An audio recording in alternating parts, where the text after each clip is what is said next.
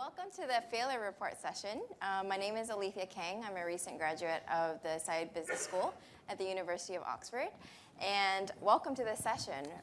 So traditionally in the nonprofit sector, I think that failure is almost like an unspoken word, a word that organizations like to avoid. And certainly at this conference, there's been a lot of talk on success. And not so much on failure. So, kudos to Mars for hosting this session and kind of thinking of this concept and including it in the forum as well. So we have a great panel lined up who are going to talk about their experiences with failure. They're going to talk about how investors and investees can work together through their failures towards future success, and of course, how failure can be measured. The format of this session is that we are going to go through a number of kind of questions that we determined beforehand, a number of topics, and then we will open it up to the audience. We'd love to be really relevant to what you want to hear. And so without further ado, let me introduce our awesome panel.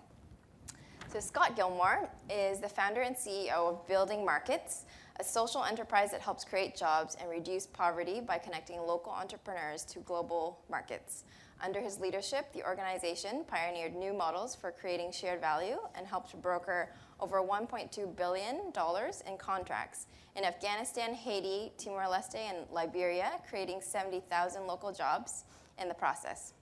Recently, Scott launched a new enterprise, Anchor Chain, which measures and maximizes the socio-economic impact of the extractive sector. Prior to this, Scott was a Canadian diplomat with extensive experience in Asia and worked for the UN peacekeeping mission in East Timor. A little bit more about Scott. He studied commerce at the University of Alberta and international history at the London School of Economics. He has been named one of Canada's top 40 under 40 and one of 25 transformational Canadians. In 2010, President Obama and Prime Minister Harper awarded the G20 SME Prize to Scott. The Globe and Mail designated him a thinking leader on aid in the 21st century, and the World Economic Forum has honored him as a young global leader, and he is a senior fellow with the Monk School of Global Affairs and the Ashoka Foundation. Scott is married to Catherine McKenna, the founder of Canadian Lawyers Abroad, and they have 3 young children. And now next, Ashley. Ashley launched admittingfailure.com in January 2011 and has built a career around being an expert on failure, or more specifically, learning from it. She has worked with a range of organizations from donors and foundations to grassroots NGOs and private sector companies to use failure as a learning tool and culture driver to support and foster innovation. Her work on failure has received coverage in a wide range of media and news outlets, including the Stanford Social Innovation Review, The Guardian, Harvard University, TED Talks, and most recently, BBC World. Before launching admittingfailure.com, Ashley worked in Cairo at the Coordinating Center for the United Nations Environment Program and as a management consultant in Vancouver before joining Engineers Without Borders Canada in 2009. She has a Bachelor of Science in Environmental Science and Geophysics from the University of British Columbia. And last but not least, Erica Barbosa Vargas is a program officer at the J.W. McConnell Family Foundation, working on social finance and social innovation. She has 10 years of global professional experience in social, environmental, and economic development through social enterprises, primarily in Latin America, Canada, and the UK. As a social entrepreneur, she co-founded Educating the Streets, Building Society, an award-winning program for capabilities development of youth and working children in Bolivia. She sits on the board and is strategy advisor of Bosques Foundation in Bolivia, which guides public policy, designs, and implements strategies for adaptation to climate change, development of sustainable community economies, and forestry and productive development projects. She is also collaborating researcher with the Shirk-Cura Partnership Research on Impact Investing. So as you can tell, we have an amazing panel. So before we might as well continue, to start off the panel, could each of you tell us a little bit about your organizations and your experiences with failure? Scott, want me to start? Yeah. So I'm really, really good at failure, which is why I'm no longer a Foreign Service officer. When I joined the Foreign Service, one of the things that amazed me was how broadly defined failure is in that corporate culture. That any sort of event or activity or briefing note that isn't perfect is considered a failure. And the second thing I learned was because of that, there was almost zero innovation that took place in that space because everybody was terrified of failure, and the punishment for failure was dramatic. And one of the anecdotes I always used to tell to explain why I quit the Foreign Service was there was a prime minister once that was flying back, this is about 30 years ago, from Asia to Canada, and there was a mechanical problem on his plane. And so in the middle of the night, he landed in Hong Kong. The Hong Kong officials were alerted. The police met him at the airport. He was taken to the Peninsula Hotel. He spent 18 hours there, woke up, went back to the airport, flew home. Unfortunately, the Canadian High Commissioner in Hong Kong at that time, it was the weekend, he was off sailing. This was before cell phones and sat phones, and so he wasn't able to be alerted that the Prime Minister had landed in his town while he was off sailing. He was recalled to Canada, and it was the end of his career. And I decided to myself, there's no possible way I could succeed in an environment where that sort of thing would be considered a failure, because all of the ideas I had, I can guarantee 70–80% of them aren't going to work, and so inevitably I was going to fail. So I left before that stamp could be put upon me, and went and worked for the UN for a while, where there was an entirely different culture of failure, where the bureaucratic processes that were in place were similar to the Foreign Service, but everybody was failing at everything all the time and nobody cared. And so this became very frustrating for me, and I went with some friends to launch up a social enterprise that at that time was called Peace Dividend Trust, to see if we could test some new ideas. And we had a really hard time in the beginning because we were testing new ideas. And in this space, this is 7–8 years ago, when you went to a CETA or a DFID or a USAID or a private foundation, you said, hey, we've got this new idea we think might be able to fix something here. They were sympathetic, but there was under no circumstances were they going to put new money or their money on a new idea.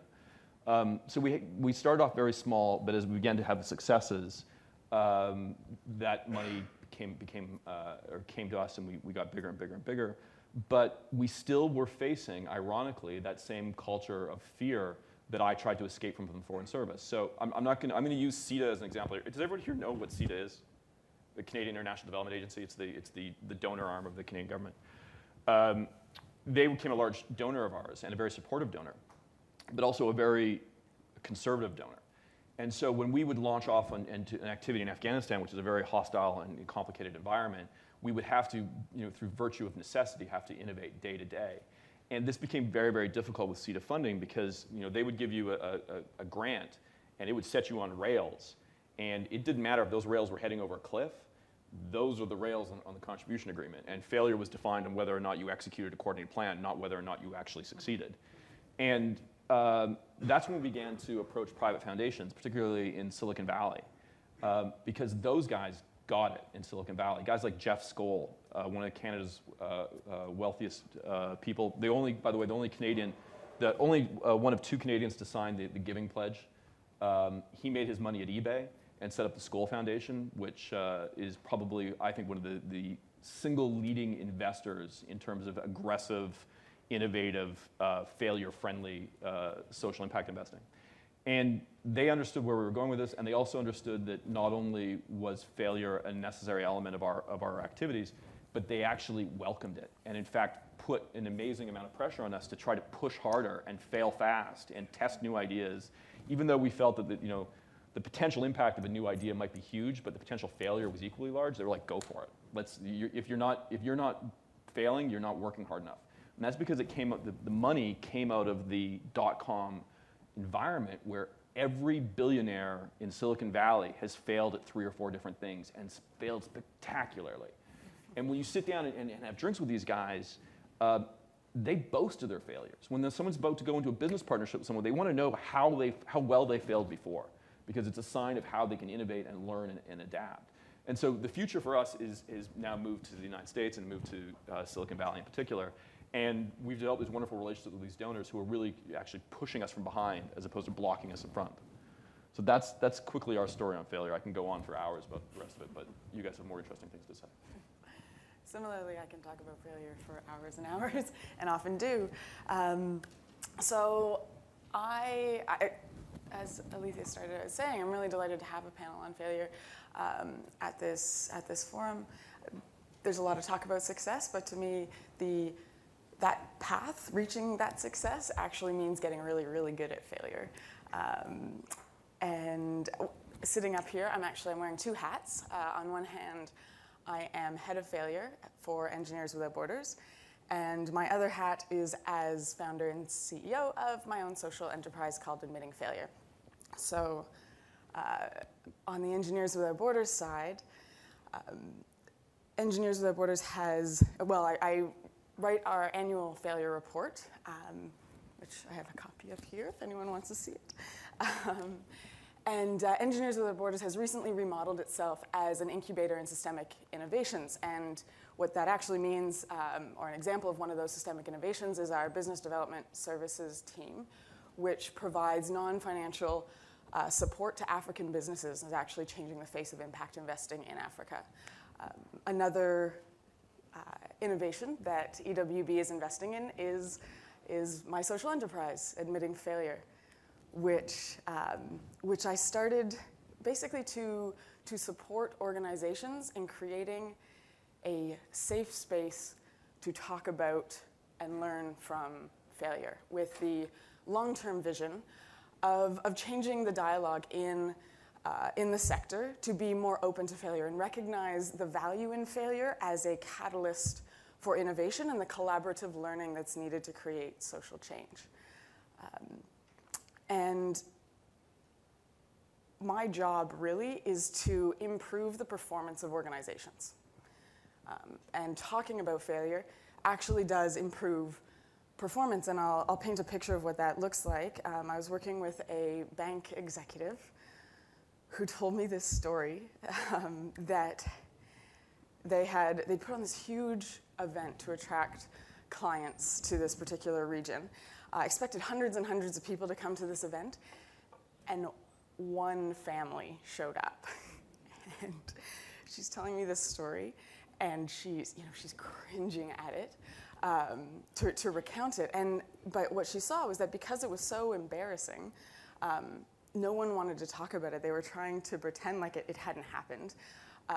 And everyone was kind of silently blaming each other, where the regional leadership was blaming head office's marketing department was blaming regional leadership. So I got to come in and facilitate this dialogue of these stakeholders and take the blame out of the conversation, and actually have these exceptional leaders talking about why this happened, what can they learn from it, what can they do different, because they still have to attract clients to that region. And what happens in failure is you lose your return on investment. So, the failure happened, the return on investment of attracting more clients, that's gone. The only return you can possibly get at that point is learning. And that's what I do, is I help organizations maximize that learning return, and help build smarter, more resilient, better performing organizations. Great, thank you. So I think I'm going to be talking primarily from the perspective of McConnell Foundation, and it's a pleasure to be here. Thank you very much. At McConnell, the subject of failure as failure is very important and interesting to us because of the work that we do around social innovation, which is trying to find solutions to very complex social and environmental problems by changing the systems that are generating some of those problems. So implicit in that is the notion that we're constantly going to be dealing with new models, and it's untouched territory. So we have to be, in a way, constantly dealing with new models, testing, prototyping, and that's inevitably going to lead to some mistakes. Now it's interesting the perspective that Scott presented from private foundations from Silicon Valley, and that would push towards failure, because on the one hand we can learn very much from failure. For us it's a slightly different, we come at it from a different perspective, in that we're not trying to push for failure itself, neither are we trying to innovate for the sake of innovation. It's everything tied to solving some social and environmental issues. So when you're working with lives, or when you're working with immediate problems, we have to be careful. But where it becomes very important and where we bring in the concept is if you're dealing, I think it has to do with the parameters that we set around defining failure. So traditionally, we would see an exam, for example. And a math exam, there's a clear solution, there's a clear way of getting at a result, and if you don't get it, then you fail. But the path is very clear, and the solution is already known. When we're dealing with social and environmental complex problems, we know what the desired result is, but we don't know what the solution to the problem is. And we're trying to get there and testing all the way. Not only are we dealing with complex issues, but we're dealing with dynamic issues. So the context in which we're operating is constantly changing. And what that implies then is that whatever you prepare as a potential solution, you do your beautiful theory of change, you think that you're going to get at a result. By the time you start to implement your project, the context around you has changed. And you were usually working with individual programs, even if they're collective efforts, trying to solve collective problems that are affected by many other factors and conditions around you over which you have no control. And so what we want to recognize and what we believe is very important is how do you learn from mistakes, from barriers that you encounter at the different points as you're moving along your innovation, that it's more than if. And we have not used the word failure very much. It also depends at which stage and what your targets are and what you're referring to, but more of a natural adaptation in the process of innovation. And and for us, it's very interesting from the perspective of a funder because we're very open and want to encourage the learning, but you need to establish that relationship with grantees and really provide for a safe space.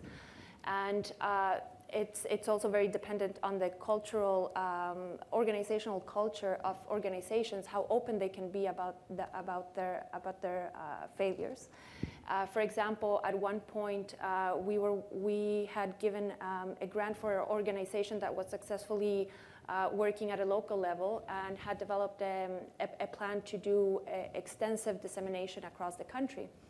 And they had a beautiful strategy, and very early in the grant, they realized that it was not working and it wasn't going to work. But they were open enough to come to us early on and say, listen, we got it wrong, and it's not going to work. So what we did is we trusted them. It was an organization that we knew, and we knew what they were capable of. So we did not take the grant back. Neither did we require them to have a plan B immediately 1 month or 2 months after. We knew that they were going to come up with something, and eventually, over time, they developed an entirely different strategy, and right now they're one of the most successful organizations across the country. So I don't know if I should stop there. Could I follow up on that? Yeah, go ahead. So I consider the McConnell Foundation to be one of the best foundations in Canada on this issue. But I also consider what you just said is a good illustration of why we moved to New York.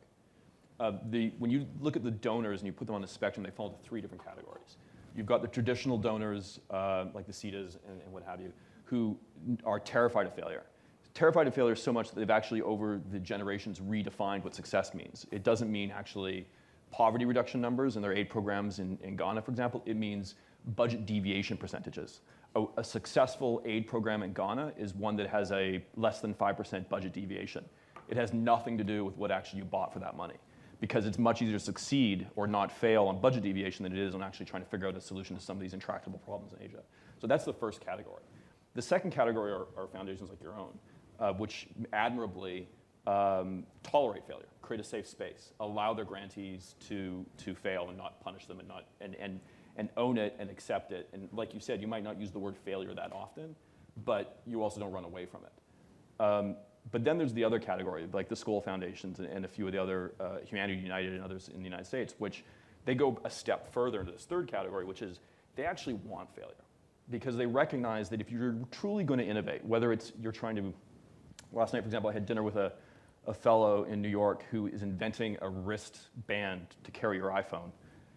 It's probably not going to work, but his second or third, let's hope he's not watching the webcast. His second or third invention is going to work. He has to fail at a few of these things to figure out what's going to work. And when we're dealing with these horrific problems like malaria and childhood malnutrition, we have to accept that the last 50 years have been a grand failure. That the progress that we've seen over the last 10 years has been driven by this acceptance by guys like Bill Gates that we have to go a step beyond tolerating failure. We actually have to recognize that the innovative process requires multiple trials where you actually test to failure and try to see what's working and what doesn't. And somewhere in there, you're going to have the aha moment that leads to the breakthrough. So the direct impact of your investment might be limited, but the secondary long-term impact of actually changing the industry is magnificent.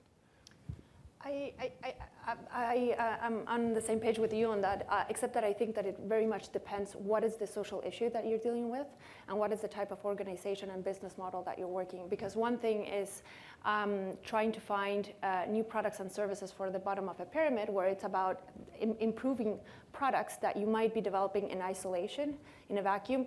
You can do the same type of work that you would do with your watch. When you're dealing with hungry children living on the streets, you can't just go out there and test one solution and then another and do experiments.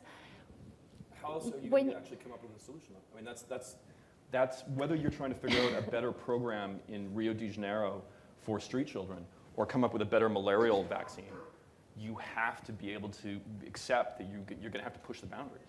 Oh, you push them, but you're not setting up yourself. You don't run by the same parameters that what you're trying to accomplish is failure to improve. You set yourself out to do something well. In the process, when you encounter barriers, you accept them, you adopt them, you learn from them, and then you improve. But it's a slightly different framework, because at the end of the day, I think that yes, we're challenged and we are going to be much more innovative by failure, but we are facing the failure every day. The fact that there's those kids that are still on the streets is a failure. The fact that we haven't found a solution for malaria and we're seeing the sickness of some people is already failure in our faces. So we have that is motivation enough. And then, yes, depending on the business models that we're creating, we need to push them to the limits constantly and be able to learn from the failures. But depending on what the issue is, I would say that you push yourself more or a little bit less to fail. Right. I think Scott is asking investors to accept the validity of learning by doing. That you don't have to have the answer at the outset, that you can and should continuously try, because with complex and dynamic problems, it's very difficult to understand them. We don't have an answer, and you don't actually understand how your project will affect the problem until you start implementing. And the trick is to actually implement. Yeah, I think I agree with that. I think the point I was trying to make is that we need, on many of these issues, we don't need incremental change, we need transformative change. We need to not just come up with a better way of doing what we do now for street children, for example.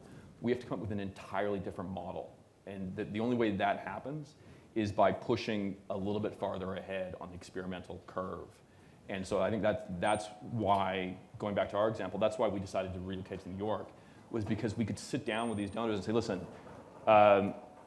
there's this issue in Liberia where the vast majority of local businesses are being cut out of international supply chains. Even though there's billions of dollars of investment flowing in there, they can't bid on these contracts because there's no access to short-term capital because they don't have collateral.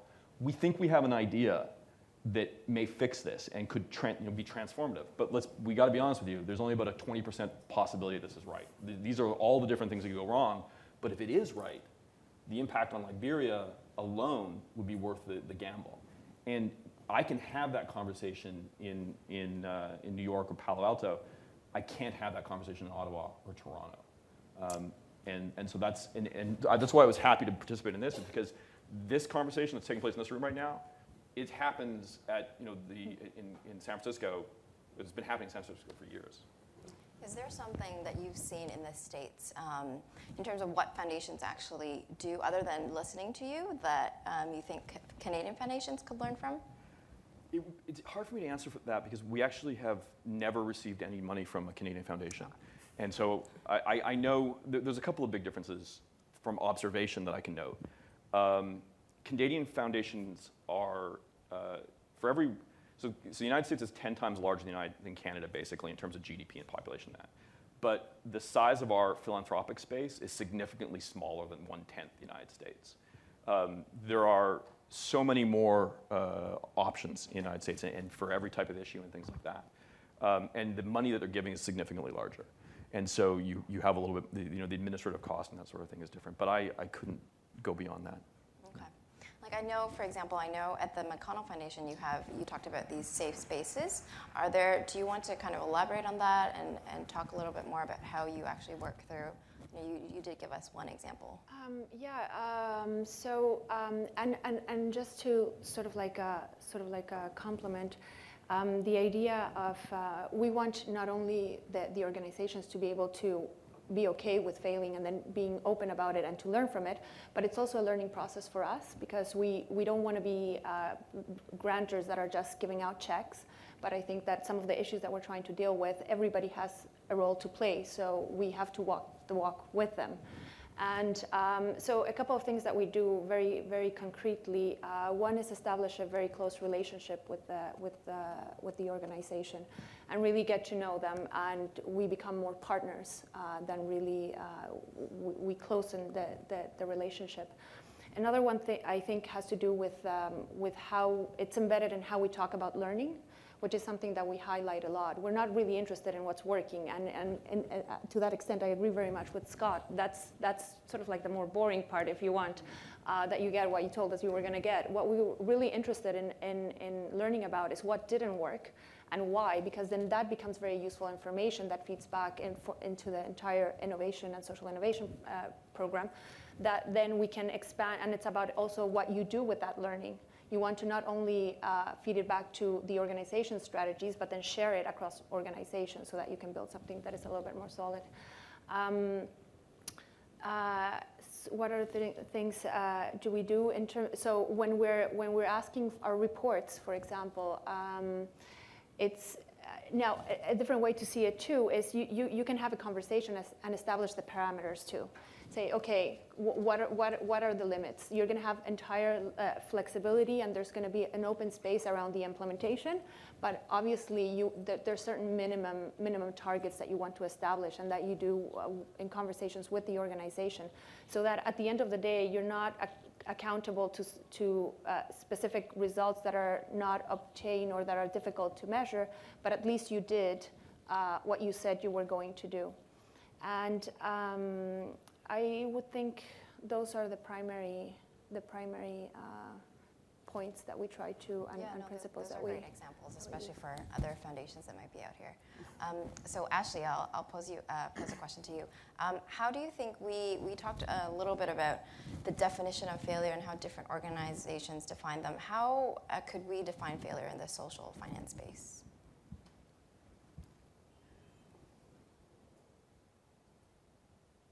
So I would say failure in the social finance space, and my expertise is with social impact organizations. What I like to call it is failing forward, because that's it just has a nicer ring to it than talking about failure, full stop. And first of all, I mean, why that's important. Failure is important to social impact organizations rather intuitively, as we all know that failure is the best teacher. But to go beyond that, we and Erica touched on this. We're in social impact space. We're bumping up against more and more complex problems that we're trying to solve that are requiring transformative change, like really heightened levels of innovation are required. And the only way to get that is to accept a certain level of failure. In the same way that investors accept risk to get higher returns, we have to accept a certain level of failure to get higher levels of innovation. And so this idea of failing forward is not denying the pain of failure. It's not saying that doesn't exist. It's just saying when life hands you lemons, make lemonade, and take that failure and try to maximize that learning return, because that's what's really important in this social space, is figuring out how to move forward with that. So that's great. Scott, did you want to? Well, I wanted to take the opportunity to blow EWB's and Ashley's horn for a little bit, because their reputation on this is global. They're really, the guys at EWB and the culture that you guys have developed in innovation and the innovative idea of the failure report has dramatically destigmatized the concept of failure and changed the conversation in places like London and New York and Geneva and elsewhere. And what's wonderful about it is if you take a look at the EWB annual report, there's a section on what failed this year. And when you look at it, not only do you realize as a potential investor in EWB that there's a mistake they're not going to make again, and if I give them money, I know that there's a better chance that it's going to have success. But other people are looking at it. And I want to compare this to, I do this every time I speak publicly. I'm going to use an organization as an example of why or what doesn't work, and inevitably, somebody on the board is sitting right there. So I'm going to use the example of a U.S. organization, World Vision USA. So every year, World Vision USA has the sweetest deal going. For the NFL Super Bowl, the NFL prints up 2 sets of T-shirts for both teams because they don't know who's going to win. And the team that loses, they immediately take those T-shirts and they give them to World Vision. And then World Vision writes them a ridiculous $20 a T-shirt tax credit, which the NFL then, basically it's money in the bank for them. Then World Vision takes it and gives it to like DSL or somebody else who ships it to Africa and also issues a tax credit to the NFL for the shipping costs, which the NFL, again, just banks on their year-end statements. And then World Vision distributes them in Africa in villages where they then inevitably put out of business either local clothing retailers or local clothing manufacturers. And this dumping of used clothes, I feel really strongly about this. So if any of you are ever tempted to give used clothing to either Sandy victims or to World Vision, don't do it. You're actually doing more harm than good. But anyway, World Vision has never copped to this. Every year they do it. Every year people blog about it and say this is ridiculous. It's a tax scam. You're actually hurting people, not helping people. World Vision's never once admitted this. And as a result, there are actually hundreds of imitators of this type of aid program in the States. One of last year's CNN heroes was a guy who goes around and collects used soap from hotels, who he gives a tax credit to, and he then ships this soap over to Africa, and the shipping companies give a tax credit, and then he distributes them in Africa for free, putting out of business local kiosk dealers or soap manufacturers. Why do they do it? Well, World Vision does it. And because World Vision hasn't had the cojones to admit that this is a failing program, it gets replicated again and again and again, and actually isn't just a question of not having transformative change or incremental change, but actually doing harm. And so, so what you guys are doing, it's fantastic. Sorry, can I just jump in there? Big World Vision funder?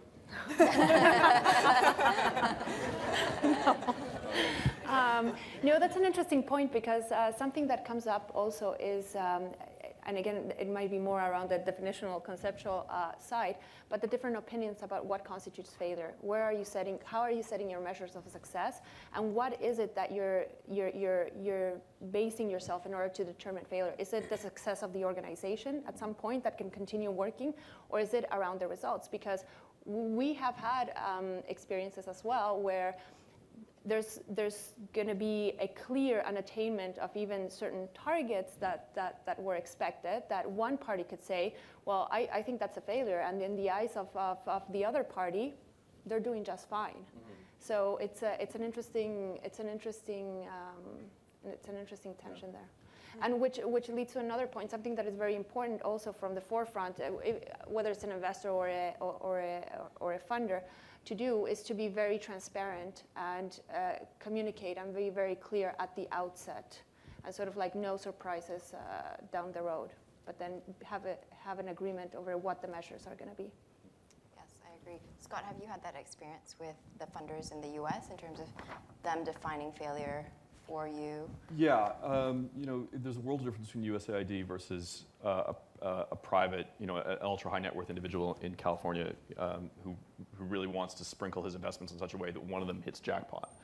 USAID is worse than CETA on these things, and a failure for USAID project. Well, you just have to look at the billions that USAID has spent in Afghanistan and the little they have to show for it, as a macro picture that clearly their model's not working and their definitions of failure are entirely different than ours. Right. Yeah. And one point I should make though is that one of the insidious things that we've noticed as an organization was that we would have an idea for an innovative program, and we would take money from a USAID to launch it. And for our staff, we would say, okay, explicitly, the metric success for us on this project is how many jobs we create. And we would send them out, and they would execute the project starting with that. However, every month, they'd be reporting back to USAID, and USAID would be saying, yeah, we're actually not so concerned about your job numbers, but why is it that you're literally, I had an exchange like this, you're 4 cents under on this budget line, it doesn't add up. And they'd be like, a day's worth of emails go back and forth on that thing. And what happened is our staff became conditioned to respond to this monthly stimuli, to start caring more and more about these Excel spreadsheets about whether or not there was 4 cents missing, and less about whether the project was executing. And this is actually happening to us right now in Liberia as let's get naked and talk about failure. Our USAID-funded program in Liberia right now is suffering from this, where the impact numbers are just not what I want it to be, but the donor's happy, and the donor won't allow us to change it, to fix it, because they consider the project a success. Wow, that's incredible. Well, that's the aid parade. I actually wanted to, oh, there's a question? It's interesting you make a comment about the T-shirts for Africa. I think that's a very good one. I was intrigued by the fact that you're almost frightened that somebody might be in the room that might be able to isn't that the problem of addressing failure? Yeah. You want to say it to the person? Because I would more controversially say this in Canada. We have a program called Spread the Net. Yeah. It does precisely the same thing. It puts Yeah. restaurants out of business of manufacturing nets. Yeah, and some of Canada's most notable and some of Canada's greatest people support it. That's right. Now, how do you approach saying perhaps there's another way of doing this? You don't want to tell them it's a failure. You won't buy that. Yeah. That's a really interesting question for me, because it's difficult to have those conversations, particularly in the Canadian space, where everybody knows everybody. You're at a dinner party and you start going off about overheads at United Way, and pretty much guarantee, at least in Ottawa, somebody at that dinner table is actually raising money for the United Way. And I'm guaranteed there's people in this room right now who are upset with the fact that I pointed out the overheads at United Way are criminal. And so, Canadians, we're kind of a nicer, don't rock the boat people. And so I don't think it's a coincidence that EWB is pretty much like the lone wolf on these issues here, because everybody moves back and forth between these different agencies, and everybody likes Rick Mercer, and everybody likes the Governor General, and when they go behind something, you don't really want to be that guy standing up there being a jerk about it. So you're right, I'm going to be a jerk more.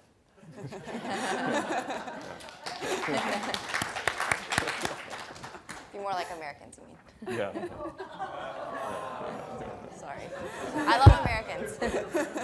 Can I just add to that, though? I think that there's something that is very important is it's not enough that there's one funder, one investor that sort of realizes that, and it's not just a matter of a conversation between the investee and the grantee and the funder directly, but there's a lot of lateral conversations that have to go around this and sharing of information, because we've experienced also where we're pretty open about it, and we actually want to learn about the experience of grantees, and where they find it's amazing. They're very happy to be working with McConnell. They cannot believe that there isn't any other funder like that, and we can still not establish the relationship. They will not. We can't break that stigma between funder and fundee, and it has to do with the types of relationships that are going on with other types of funders. So there's a conversation at the funding and investor level that also has to take place. Right. Based on that, based on your comment, Erica, I wanted to pose a question to the audience. Could I get a show of hands for if there's any impact investors in the room, just to get an idea? Okay, there's a few. So my question to you is based on this conversation and the talk about success, and based on how nascent the impact investing industry is. As an impact investor, do you actually want to hear about the failures of the ventures that you have invested in, or is it enough for you to kind of know that they're learning and they're prototyping and they are achieving their financial goals? Maybe we could pass the mic to them.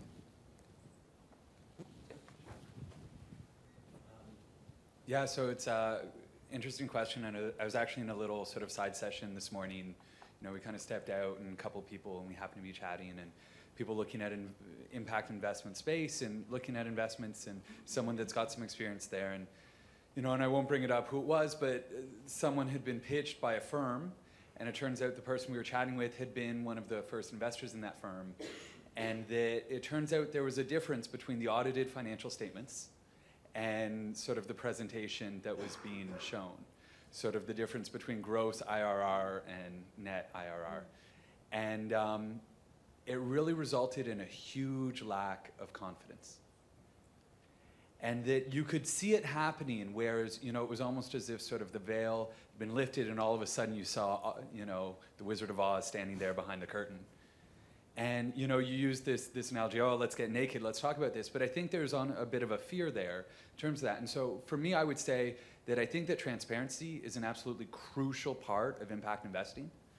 And part of that transparency is the failure part of it. And that I think that everyone's concerned in the space that, oh no, if we have a failure, then it's going to tarnish the reputation of the entire sector and no one will be investing in this. But if there's one thing I've learned from politics, you know, it's one thing if you're the one admitting failure and you're saying this didn't work and here's why it didn't work, and it's another thing if it's somebody else that is pointing that out and calls you on that failure. So that's sort of my experience there. Are there other investors? There's a gentleman right beside you. I really love this workshop because this is the type of information that's really necessary. This is all about rah, rah, rah. And then there's the reality, real money, personal money, and quite frankly, it doesn't always succeed. But the intentions are good. So yeah, I've experienced that, and it's painful. And one of the real challenges of that is that there's a lot of people in the room, 200, 300 people. Very few have actually lost being investors in this space and lost. The only ones who can do it, and I love this argument of the foundations, because I think the foundations actually have too much of a mindset of being investors. And in fact, Gates is a great example. Try to get something through there. Give me a break. Yeah. You can't do it. But you know what? The grants should be like an R&D fund. Mm-hmm. You should actually allow failure to be, or hypothesis testing. You know, there could be multiple solutions. We don't actually go into the social innovation space and sort of say, let's test some hypothesis. In medicine, you test 2 drugs. One of them is going to fail. Mm-hmm. And we actually don't do that here. And I think, ironically, if a foundation were to say, you know what, this grant money, we want X money to fail and X money to succeed. And by definition, you should have a hypothesis, and it's like, here's A and here's B. Which one is better? And we actually don't take that mindset. So I just love this workshop. Personally, I've lost money in this space. So I'd love to sort of have the real investors sit up there and sort of go, this is what we wanted to have happen, and this is what's failed. But on the grant side, I think it's a wonderful idea to sort of use the space and say, what can we achieve through failure? And wouldn't it be interesting if all of our LinkedIn pages were, here's how I failed, as opposed to here's how I succeeded? Anyway, there you go. Can I just comment very quickly on that point? You know, one of the points I was wanting to make here that builds right on what you're saying is that we're now looking at different donors for different stages. So there's a set of donors we go to for the R&D stage. And we're now increasingly, once we've actually used that grant money to test something, and if it worked, then we actually go to an entirely different set of donors to scale. Because the donors that are going to tolerate failure and lead to innovation are not the donors that are going to be able to write the big checks like the USAIDs of the world. So we're separating them out. And also, I think that it's an interesting point about foundations. At McConnell right now, we have one program around our sustainable food systems, where we're precisely trying to do that integration in terms of how do we really leverage with grants the capacity of organizations to then be able to work with social finance and going through the different stages. And it's something that probably, well, we should be expanding more to other programs, but they're more broadly. There's a gentleman back there. What came up in that last comment was the issue about transparency, and if you're part of an organization that's got the level of transparency that you're virtually transparent, then the level of care and the decision making and the level of care and the information gathering and the process of deciding on projects, that sort of thing, gets to be that much more careful because you know that the whole world is watching, and you're that much more careful with the types of investments that the corporation makes and that is going to support the individual investors that are in there already. So, and learning from it. We do like to hear about the little failures. We don't like so much to hear about the really big ones, but it is learning, and transparency. Our experience has been transparency is everything, and the net result is that that's the way we make our decisions these days. Thank you. Sorry, Alethia, we had a question right there that's been waiting for a while. Oh, sure. Go ahead. Go. Thank you. Jeffrey Dale. Scott, I'm a board member of United Way. But I can tell you that we do take the overhead and numbers quite seriously and to reduce them. My question, though, is around impact investing, but impact investing from a philanthropy point of view. Many of our donors want to have impact, and they're willing to put their money towards driving specific outcomes, and they want them to be measured, and that's what's going to encourage them to invest. As we get more into this social impact bond area, though, it's no longer good enough to get to 80% or 90%.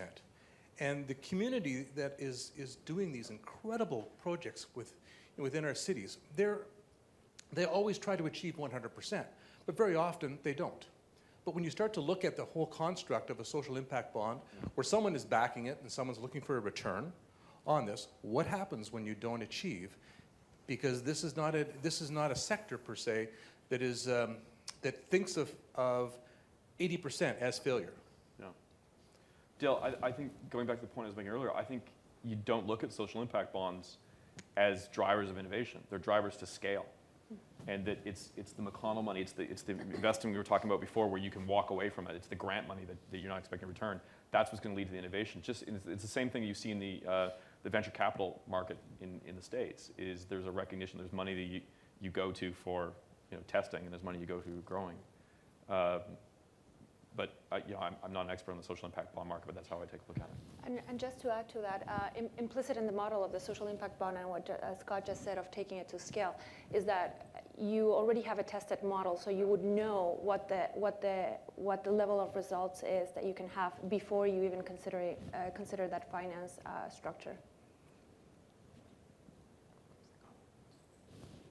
Hi, I'm Mark Brown from Kulamela Investments, and I used to work for EWB on some of these horrendously indicator-constrained USAID projects that you guys have also been talking about, and me and a few of my colleagues have now transitioned directly into the impact investment space, where we bring Canadian investment capital directly into African agricultural businesses that buy from smallholder farmers.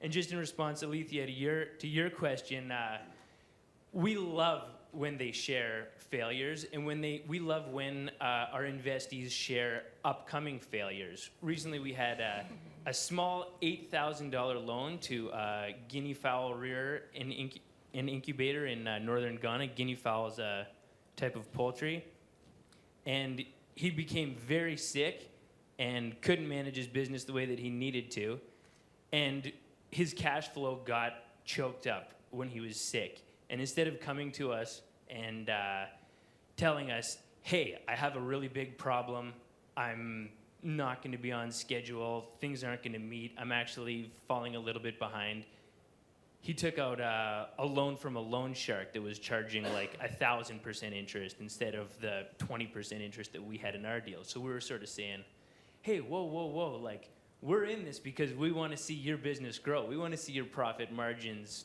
totally maximized. So if the entrepreneurs can come to us, then that's something that we're totally enthusiastic about. Full stop.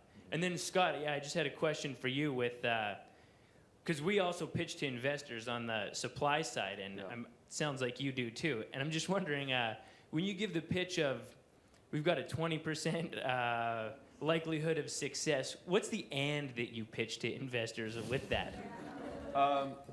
Well, it depends on the issue. I mean, for example, in Afghanistan, we sat down with investors and we said, listen, there's something like $1.2 billion being spent a year in Afghanistan on various, DAC relatable type of aid roughly aid-related expenses at that time anyway.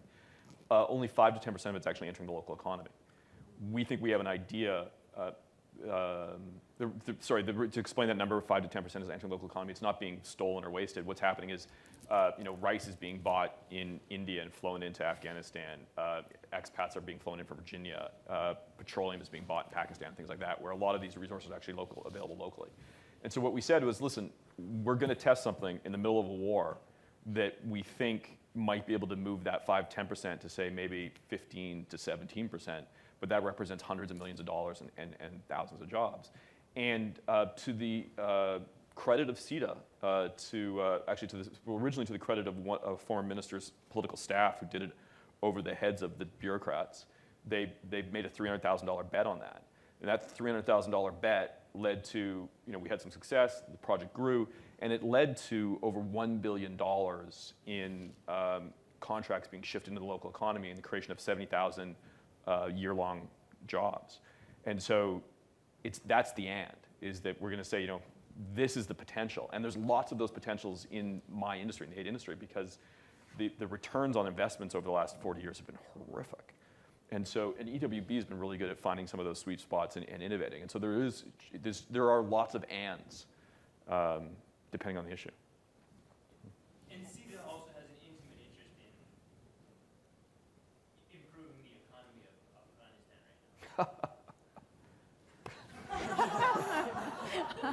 right now. Listen, as a former bureaucrat, the rational actor model doesn't apply to a lot of the decision making that takes place in there. So theoretically, yes, but there aren't a lot of feedback loops in the system to allow for that sort of decision making. And also there's a huge difference, CETA is a large organization.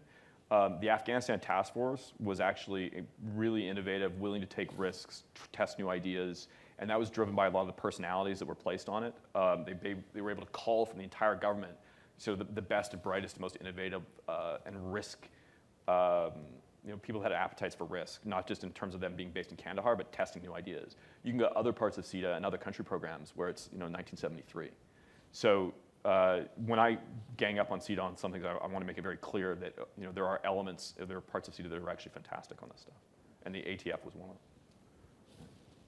There are a few questions. I do want to pose a question to Ashley.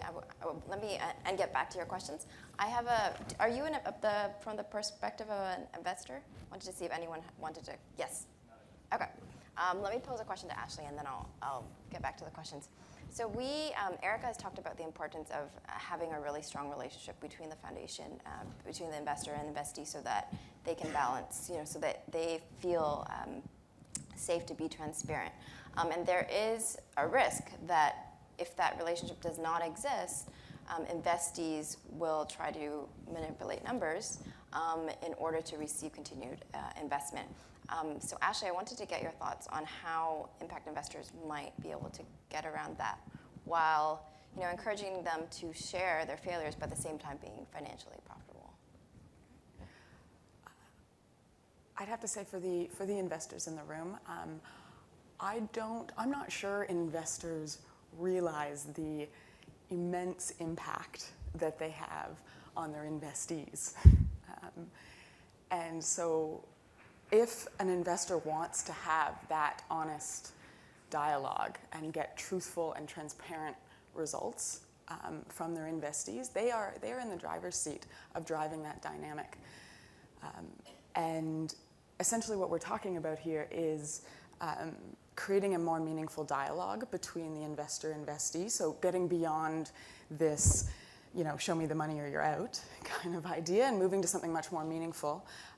And what this looks like at EWB and how they've managed to build this trust relationship between the investment decisions and the ventures they support is, and I'll speak from my own example, when I meet with the head of strategy and investments, he'll put on, he plays the good cop, bad cop role, where he'll put on his good cop face, and I get to talk about my failures and all the challenges I'm facing and how all the ways that I'm challenged, and we talk about strategy and we push forward with these ideas, and he shares my learning across the other ventures that EWB funds.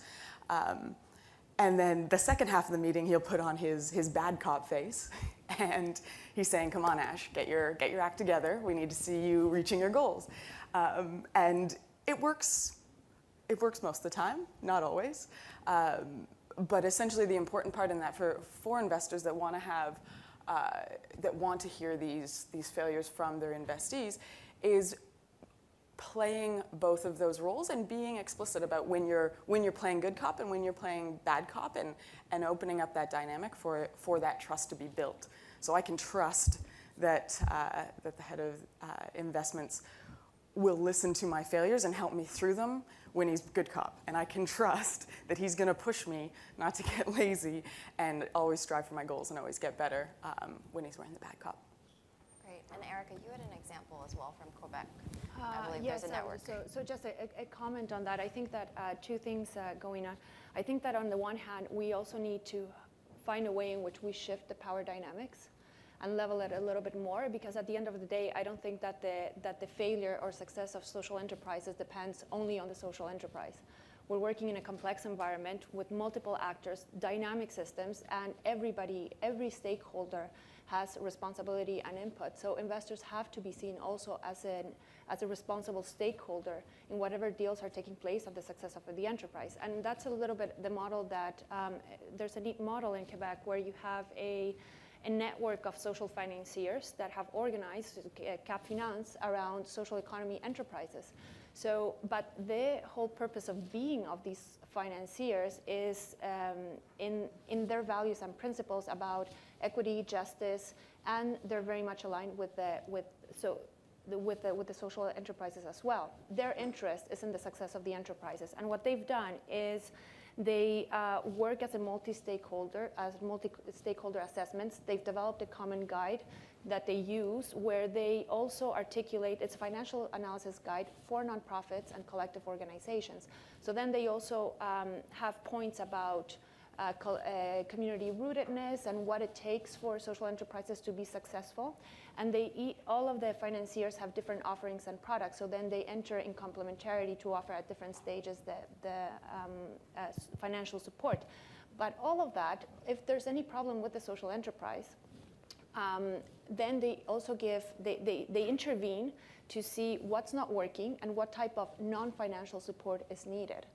And what's neat about that, this is very particular to the social economy enterprises, but the concerted effort amongst the investor population of understanding the nature of these enterprises so that they can know how they can leverage their impact with their dollars. Great. Let's take a few more questions.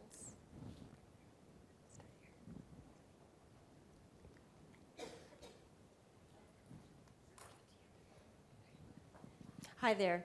So I'm a social entrepreneur, so I'm not the investment impact investor, but certainly have had investors. So I have a question about what makes impact investing any different in terms of its failure rates versus just regular investing. So for example, if you have, in Canada there's about 1.3 million small businesses, 42% of GDP. And if you assume that, and of course the numbers look something like this every year, there's 115,000 businesses that get started, 100,000 fail, so you have a net growth of 15,000 businesses. And if you assume that each of those 100,000 businesses that started, they had anywhere between, I don't know, maybe 10,000, 100,000, maybe more or less, let's say on average, investment in them, that means somewhere, close to $1 billion a year of money gets wiped away through failure rates. So one of the struggles I have is do social investments, social enterprises have higher failure rates than regular businesses, or are we just talking about startup rates and just business? Yeah, what's the difference, and why would our expectations be any different? Because the curve is the same, startup, second stage, all those different phases that businesses go through. I can take a shot at that one.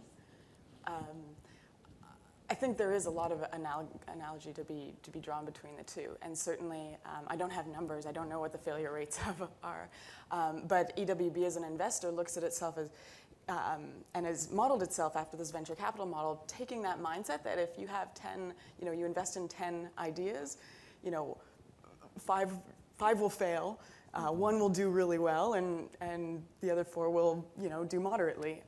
And going in with that mindset as an investor, I'd say that the difference comes when you look at the problems that social enterprises are trying to solve tend to be those complex and dynamic social issues that are inherently going to produce an added challenge. Not to say that starting a business isn't a complex and dynamic problem, but I think the social issues that social enterprises are trying to start are inherently more challenging. That's my perspective anyway. Right, but you know what, I think I would turn that on its head a little bit. I would actually say high failure rate might be a sign of a healthy market.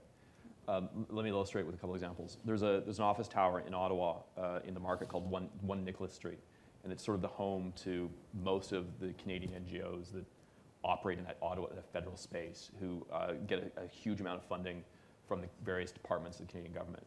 I'm pretty sure that if in 1984 you'd walk into that office and taken a look at the list of NGOs that are in there, it'd be exactly the same today. And that's not necessarily a sign of success. I think that if you went into Detroit in 1964 and took a look at which auto companies are there, and you took a look now, and you take a look at the state of the auto industry, you say to yourself, you know what, there hasn't been enough competition here, there hasn't been enough failure and creative destruction. Whereas you go into the high-tech sector and you take a look at who were the leading high-tech companies in 1984, who are the ones now, and you take a look at the returns that we've seen in terms of innovation and growth, that we probably could see in Canada, which is a little bit too cozy of a funding relationship, I think, with some of particularly the government donors, higher turnover and higher failure. I was going to speak something similar to what Petra said, but it is about expectation, and that is to say that there is an expectation when you, as an investor, that what you invest into based upon your risk reward, there can be an expectation that there is a risk of failure, and I think it's really it is defining the expectation, it's managing the expectations and understanding that it is more complex. I really like what Ashley said about defining your return on investment slightly differently and using that as part of it. But educating an investor and managing those expectations is very, very difficult, because once you create a financially just or even partially financially driven decision, the definition of failure becomes a little bit narrower. So how you expand that definition and how you expand that return is a challenge. It's a real challenge. So it's more a comment than a question. I guess it's more about more forums like this are needed.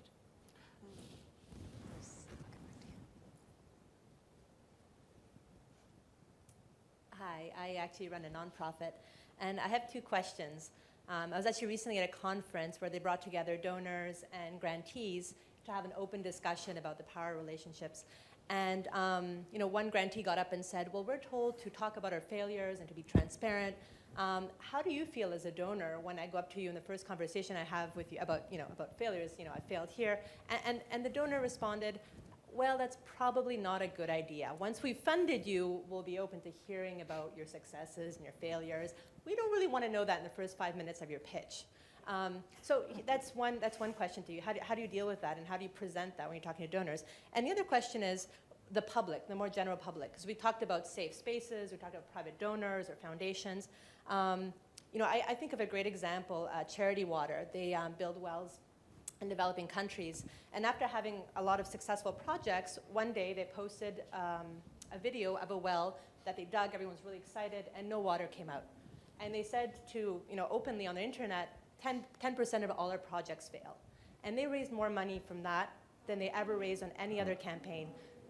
I think the counter-argument for the public, and I just want to ask a question about the media and the public, you see all the examples, I think of Coney 2012, I think of 3 Cups of Tea, I think of Play Pump International. So how do you deal with that? How do you be transparent and open and yet still know that there's this risk of media interpreting what you're saying and all those things? So by happy coincidence, I had dinner last night with Sarah Cohen at Charity Water, who was responsible for that video. And Charity Water, just to clarify, they don't drill wells, they raise money and give it to implementing partners, and they're the single most spectacularly successful organization in America for raising money for those sort of things. And it's precisely because of that. And EWB has experienced the same thing. When they put up their failure report, people fell all over themselves, loving it. When we put up our failure report, suddenly donors I'd never heard of called us up. And which brings me back to the comment you made about educating donors and the comment you made about whether or not you pitched your failure in the first 5 minutes. I don't think you can educate donors. I think that a donor either is looking for innovation or looking for impact or looking for disbursement. And you can't educate them out of those different categories. And so when you put up a failure report, you're never going to educate a donor who's all about process or disbursement to love that. You just have to find the right donors. And if I can leave one message with social entrepreneurs like yourself here in Canada, is that it's a big world when it comes to investors. And that there's so many more outside of Canada, whether it's in the States or in Europe, who are all over this stuff. And you being in Canada is not a problem. So, take a look outside these borders and you'll find those people, the donors you don't have to educate. Can I just slightly comment back on that? I think that then we're challenged with finding an innovation to actually educate donors and investors. A very important point is, well, you find the investor or the donor that is aligned with what it is that you're doing. But I think that there's still a little bit of education that needs to take place in terms of understanding the nature of social enterprises and the nature of organizations that are working with social and environmental issues, because the way in which an enterprise develops in this space is not the same as a regular for-profit business. You don't go from prototype to just entry into a market to a certain scale, and then you just a strategy for scale. Along the process, there's internal restructuring that takes place. You need different management systems. You're going to need, if you're going to scale, a different composition of a board and different things. So having to go through those transition moments and not seen as a weakness, and if anything, healthy adaptation is something that we do have to educate ourselves about as donors and as investors. And to Audrey's first question, again, the same thing. If for us, the moment that we receive an application, from the moment that we receive it all the way until it's approved, there's an entire time that goes in terms of dialogue. If by the time that we start the agreements of the terms, nothing has changed and everything is according to plan, we think there's something fishy there. Yeah. Like, it just doesn't happen in our space. Right. See, but what's interesting though is that as a donor, you, like as a grant maker, the decision maker inside your organization is motivated by impact, right? Whereas if the same person went to another donor, like a government agency, where the decision maker is motivated by process, and that their annual year-end review is going to be based on making sure that none of their programs went off process. They don't find that suspicious. They find that fantastic that somebody's come to them with that plan. Which is, I laughed when you asked about, sorry, I forgot your name, but EWB alumni, Mark, thank you. I laughed when you asked about, isn't the Canadian government motivated to see economic growth in Afghanistan? There is nobody in the Canadian government who's ever had on their annual performance appraisal the question, how many jobs are created in Afghanistan? And so as a result, there's nobody in the Canadian government who gives a damn about that. It's just human nature. And the trick is finding donors who care about impact versus disbursement. We've had donors who only cared about disbursement and literally had phone calls that said, listen, we need to push out $100,000 before the end of the week. What's your bank account number? It kind of seems like a great idea, but it's actually a lousy donor to have over the long run. And then you got donors like yourself who are interested in impact. And you're motivated by saying, how many homeless children can we help? And you make good decisions that way. And then you've got some of these donors like out of the Silicon Valley there are people literally who are making grant decisions who their job is being judged, their job performance is being judged at in their portfolio of activities, how many of those actually led to some sort of transformative change or brand new innovation in that industry. The other 95 that failed means nothing. It's the 2 or 3 that succeeded in doing something brand new that got some buzz that's going to get them the $10,000 bonus at the end of the year. And so one of the things we've skipped over today is talking about the motivation of the actual decision makers and the various investors. I'll speak to the failure report again and attracting donors. I mean, we don't have to start in the first 5 minutes talking about our failures because our donors have read this. It's online, 5 years of failure online for anyone to read. And to your point about charity water, like that, I think that I read the top 12 trends of 2012. One of them is called Flawsome, and it's mixing flaws with awesome, saying that talking about your flaws has actually become something like really cool and attracts people to your idea or your company or your product. So you don't actually have, nonprofits don't actually have to, or nor can they, educate their donors, as has been said. But I think that trend is happening, that shift is already happening, and it's great to be a part of it. So. Yeah.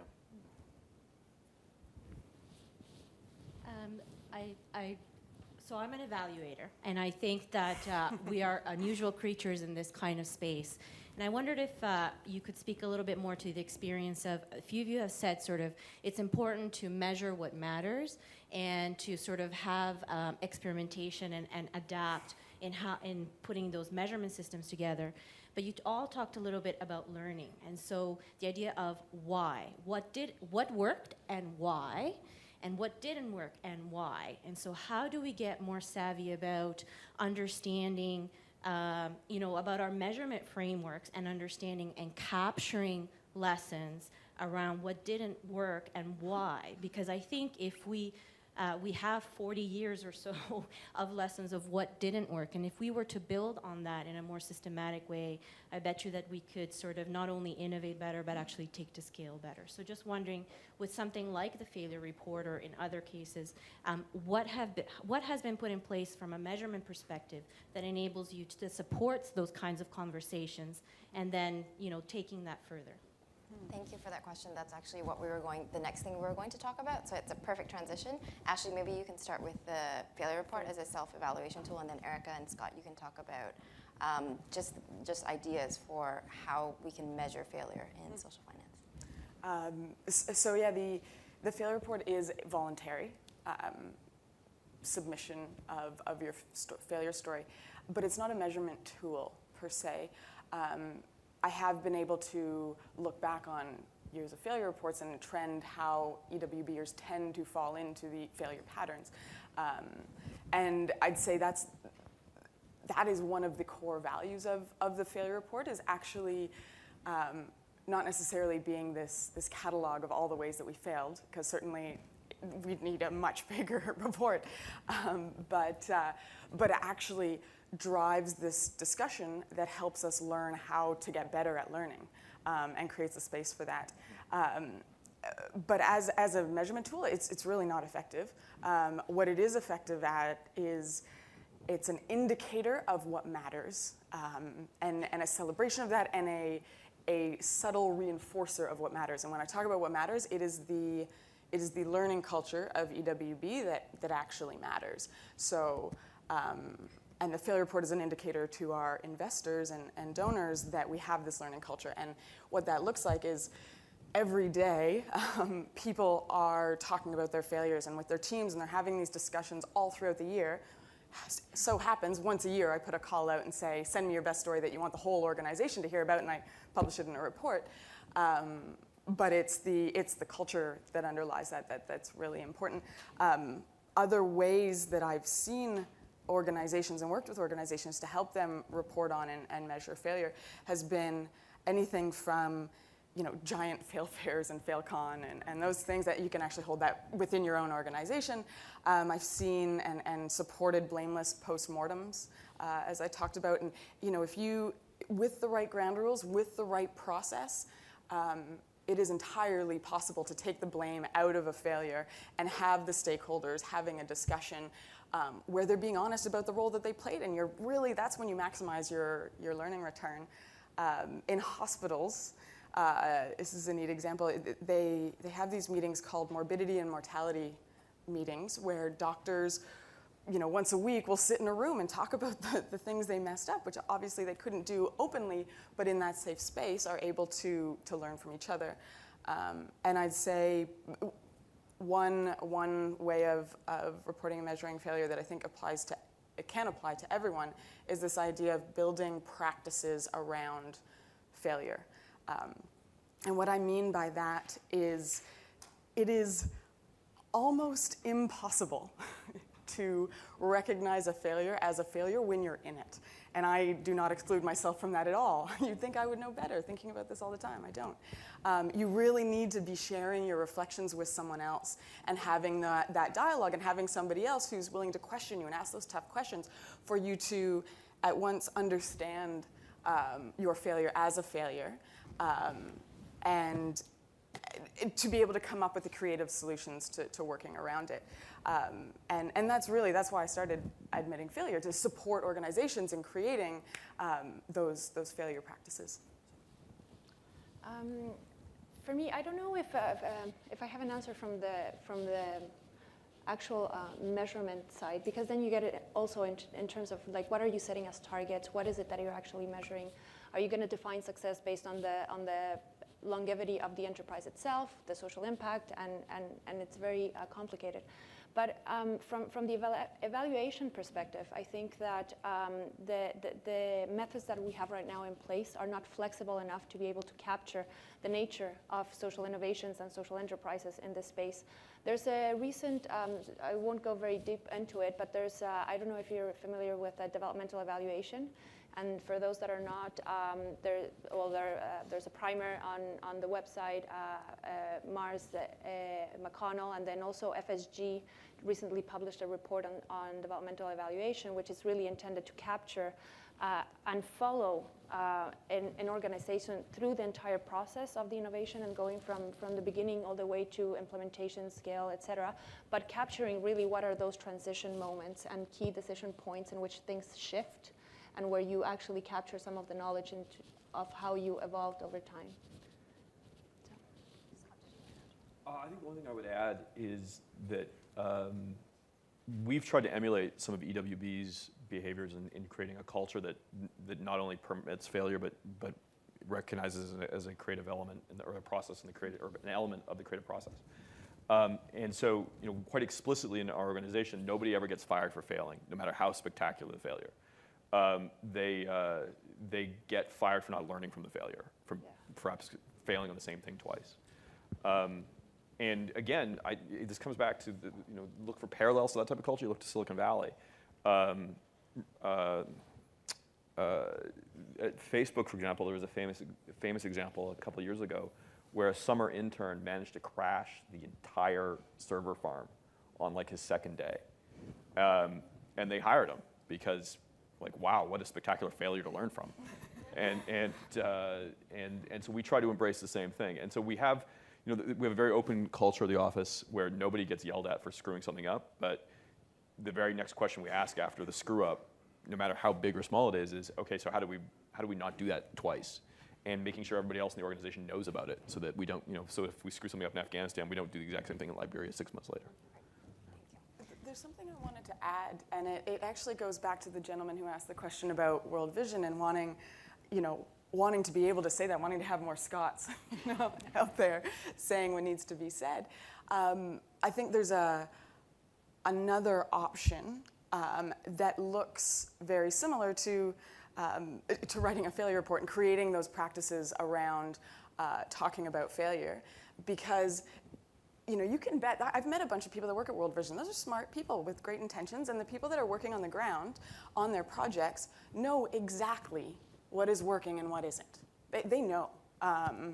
And the barrier there is that they don't have the space or the freedom to actually pass those messages up the ranks to the people making the decision. So that change could actually happen from within, and maybe this is just me being idealistic as usual, but that change could actually happen from within if we were listening to the people on the front lines, and it doesn't have to be a finger pointing calling out. You can create change from within your organization. But I would go one step further. If you're not, if you're like an organization like World Vision and you're not allowing that change to happen within, it's going to happen without whether you like it or not, because of Twitter and the blogosphere.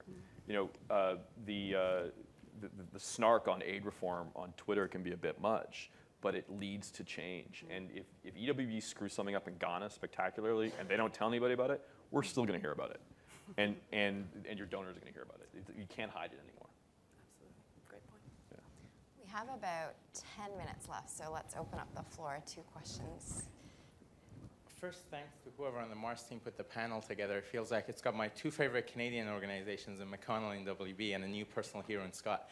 But I guess where I'm coming at this at, and the question for the panel, I've spent my last 3 or 4 years thinking about and delving into the idea of mass-scale behavioral change. And so, I'm really interested in getting to a point where this panel doesn't need to exist. Yeah. And so when I think about that, the question I have for the panel is, do you know of examples, have you seen examples of where we have incentives at a personal, organizational, or ecosystem level that drive two things? One is actually more failure, and second, when organizations aren't continuously learning and evolving, the fact that they stop to exist or they stop operating or the funding goes somewhere else. Right? So incentives to A, fail more, and B, if you're not continuously learning, you get a disincentive for doing that. And the reason I ask it from a behavioral incentive perspective is because I've become jaded with the idea that we can just preach to and do outreach and then people will change. And rather than trying to change belief sets, I feel like incentives that get baked into the system end up driving mass-scale behavioral shifts a lot more effectively and quickly. So I'm just curious whether you know of any examples that do either of those two things. Because one of the things that I get really frustrated by is this idea that when I say I love money, that doesn't make everybody love me. But as soon as I say I want to do social change, everyone does love me, right? And so for me, intention isn't necessarily enough. And so how is it that we can build incentives that the system itself drives these kind of behaviors we're speaking about? That's a great question.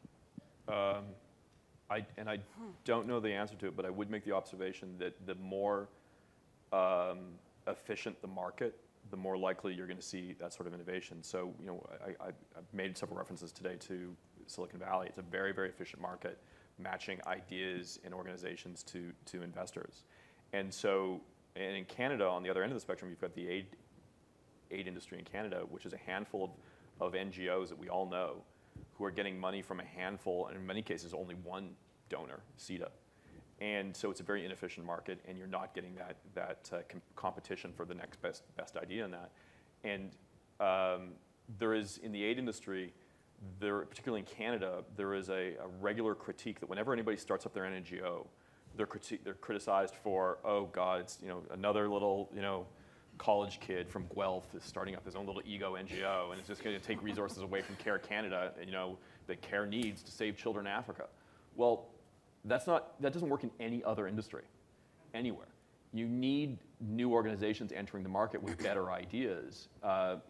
If EWB has to compete hard for your investor dollars, they're going to work harder for those investment dollars, and they're going to be much better at innovation and things like that. If they know that CETA is going to write them a check every year for $20 million, they're not going to do that. And I remember conversations with Parker Mitchell, one of the founders of EWB, with George Roeder, years ago, where he quite consciously was not taking CETA money for that reason, so that they could be more competitive and they can be able to critique more. Yeah, EWB actually put in its vision that it's important for us to stay an independent actor in the sector, and that means having a huge range of donors. But as far as incentives, companies that are coming out of Silicon Valley are making failure cool.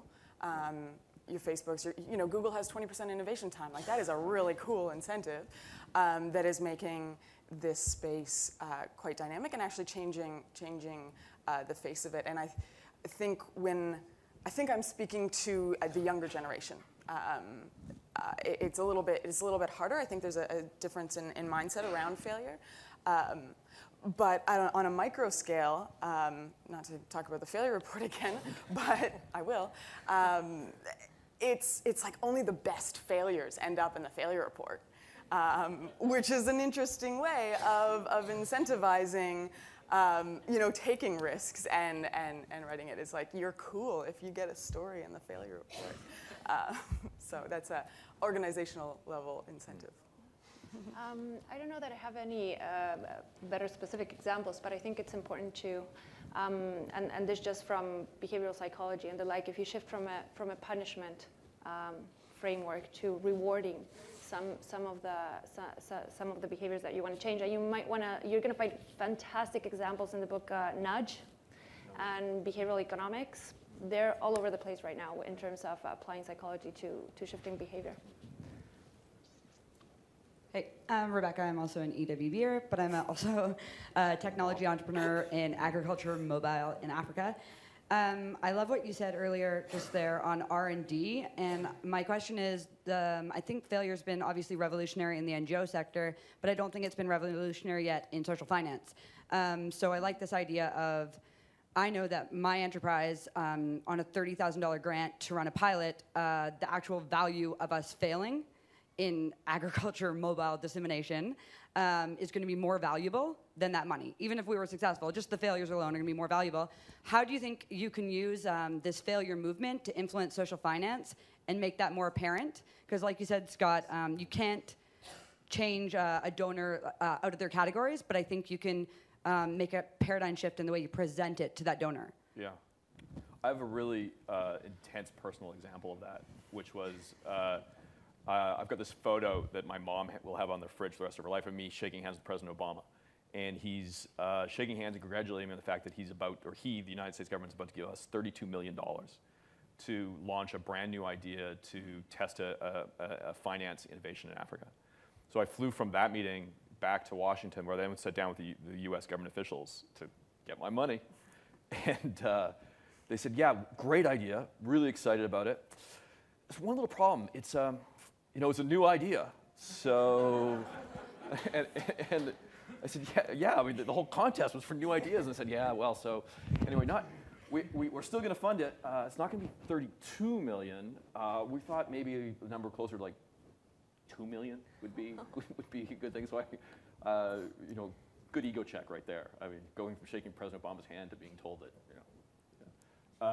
and I think that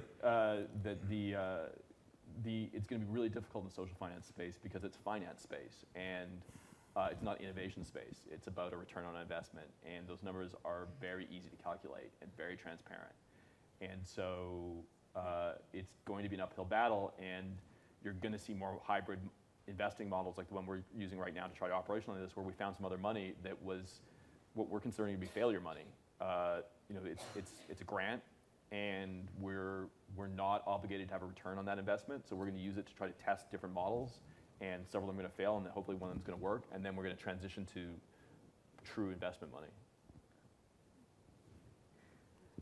Can I just comment on that? I think that if in a few years from now we're still here needing these panels and investors haven't changed at all, then we have failed at having these conversations. I mean, we have a couple of investors here that are hopefully intaking this information, may have some comments, agree, not agree, but it's already a starting point to start having conversations with others. Now, there's a degree, there's a range. I would think just as people have a range of capacity to change their behavior, also investment behavior and practices. Some organizations, some funders are going to be much more solid because they're accountable to taxpayers and the like, and they're a little bit more rigid. But I think that we have a continuum of types, and we should be trying to also change the conversation at that level. And also, in terms of, we have a range of impact investors. There's the finance first ones, there's the social impact ones first, looking for different rates of return. And in many cases, and it's very easy, and this is one of the things that we pride ourselves as humans, but then it's also our greatest, one of our weaknesses when we develop constructs and concepts, and then we use that as a mold for absolutely everything, because we're still talking about a range of enterprises when we're talking about social enterprises and different models that transition differently into scale.